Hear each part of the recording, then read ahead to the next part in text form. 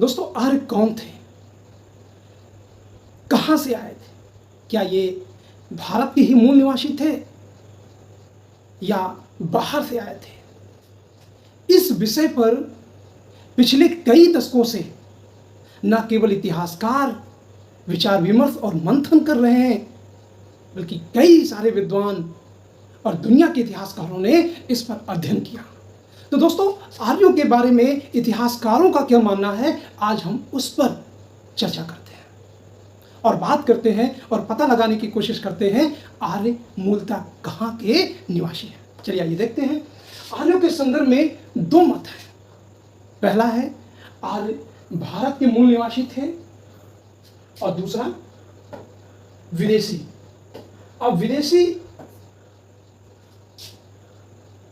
अब भारत में आर्य किस क्षेत्र के निवासी थे? कुछ लोग कहते हैं सप्त सिंधु क्षेत्र, कुछ लोग कहते हैं मध्य भारत। इसी तरीके से कुछ जो विदेशों में आर्यों का मूल स्थान ढूंढ रहे हैं, वो कोई स्टेपी मैदान ढूंढ रहा है, कोई रसिया क्षेत्र ढूंढ रहा है, कोई मध्य एशिया ढूंढ रहा है, कोई ऑस्ट्रिया ढूंढ रहा है, कोई जर्मन कह रहा है। तो इनमें सर्वाधिक मान्य मत कौन सा है और भारत में कौन सा है, ये भी हम लोग समझने का प्रयास करते हैं। दोस्तों, भारत के समर्थन में दो तीन विद्वानों ने जमकर अध्ययन किया और उनमें से सबसे बड़े नाम आते हैं अविनाश चंद्र दास और डॉक्टर शंपूर्णानंद। इन्होंने आर्यों का जो मूल निवास स्थान वो सप्त सिंधु क्षेत्र बताया, यानी जहां पर सिंध, झेलम, चिनाब, रावी, ब्यास और सतलज नदियां हैं, और कहा कि ऋग्वेद में इस क्षेत्र को देवकृति योनि कहा गया है, अर्थात देवताओं द्वारा निर्मित भूमि। और निश्चित रूप में यही क्षेत्र, यानी जो पाकिस्तान वाला क्षेत्र है और हरियाणा वाला क्षेत्र है, राजस्थान का कुछ क्षेत्र है, पंजाब वाला क्षेत्र है, और आर्यों का मूल निवास स्थान अविनाश चंद्र दास और शंपूर्णानंद ने बताया। वहीं अगर हम बाल गंगाधर तिलक की बात करते हैं, तो बाल गंगाधर तिलक ने अपनी पुस्तक Arctic home of the Vedas में उन्होंने बताया कि आर्यों का मूल निवास स्थान आर्कटिक क्षेत्र था, यानी पृथ्वी का उत्तरी क्षेत्र, यानी उत्तरी ध्रुव को बताया। और अपने इस बात के समर्थन में ये बताया कि ऋग्वेद में 6 महीने का दिन और 6 महीने की रात का उल्लेख है, तो निश्चित रूप में आर्य वहीं से आए होंगे। उसके बाद दयानंद सरस्वती ने भी अपनी पुस्तक सत्यार्थ प्रकाश में आर्यों का जो मूल निवास स्थान है वो तिब्बत यानी नेपाल के उत्तरी क्षेत्र को बताया। हालांकि इन मतों से बहुत ज़्यादा समर्थन नहीं मिल पाता है।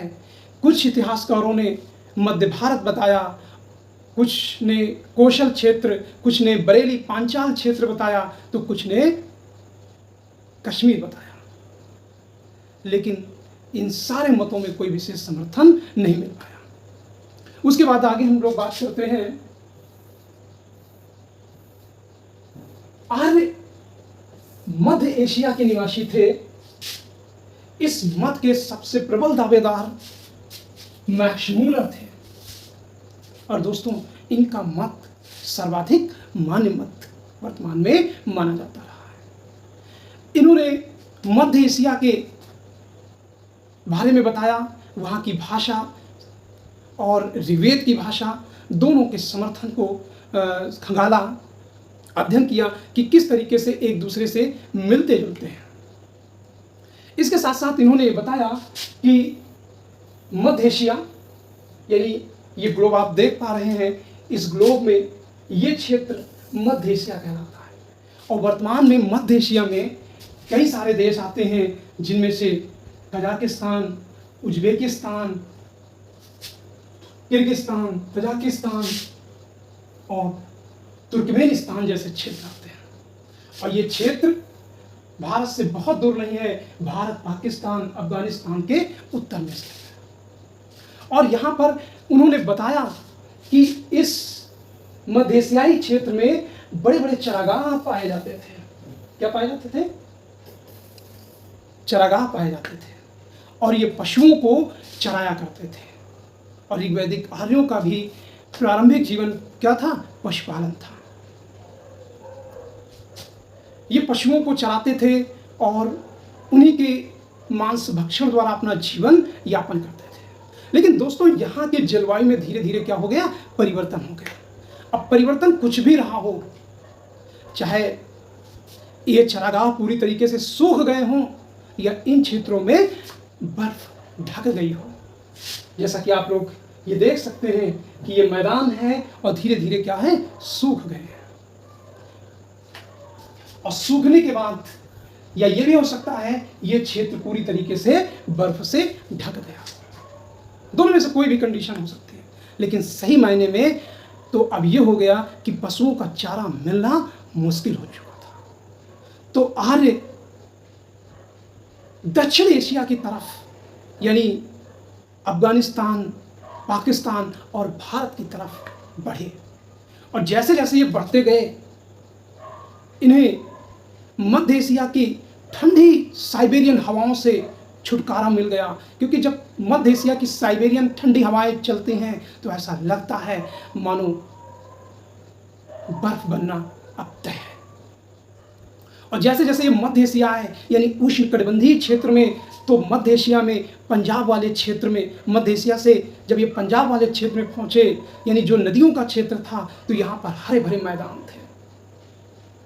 और तीनों जलवायुओं ने, सर्दी, गर्मी और बरसात ने मिलकर आर्यों का स्वागत किया।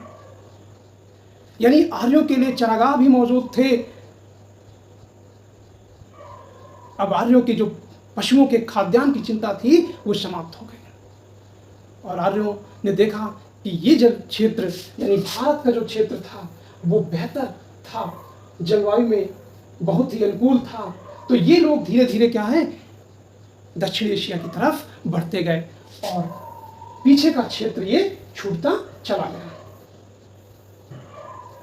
इस तरीके से ये देख सकते हैं कि मैप में ये मध्य एशिया का जो क्षेत्र है, मध्य एशिया से ये भारत की तरफ धीरे धीरे ये रूट, इसी रूट से आए होंगे और धीरे धीरे पूरे भारत में अपनी कल्चर का प्रचार प्रसार किया। और वर्तमान में पूरा भारत आर्य कल्चर से भरा पड़ा। तो दोस्तों, ये वीडियो जानकारी आपको कैसे लगी? अच्छी लगे तो मेरे चैनल को सब्सक्राइब करिए, लाइक करिए, कमेंट करिए और अपने दोस्तों को शेयर करिए और बताइए कि आखिर आपका क्या मानना है, आप आर्यों का मूल निवास स्थान कहाँ पर मानते हैं।